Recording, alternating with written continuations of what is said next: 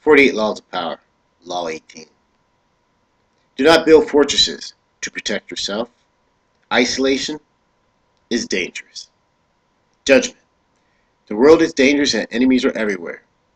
Everyone has to protect themselves. A fortress seems the safest, but isolation exposes you to more dangers than it protects you from. It cuts you off from valuable information. It makes you conspicuous and an easy target.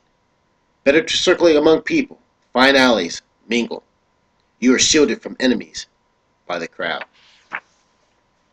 Authority.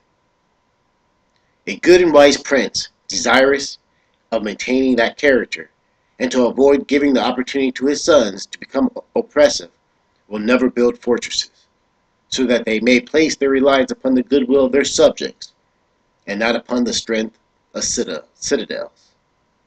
Niccolo Machiavelli. Reversal.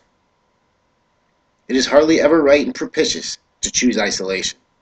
Without keeping an ear on what is happening in the streets, you will be unable to protect yourself.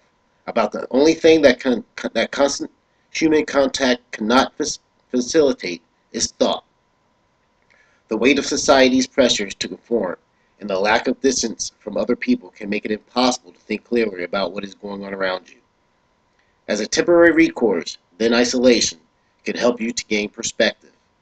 Many a serious thinker has been produced in prisons, where we have nothing to do but think.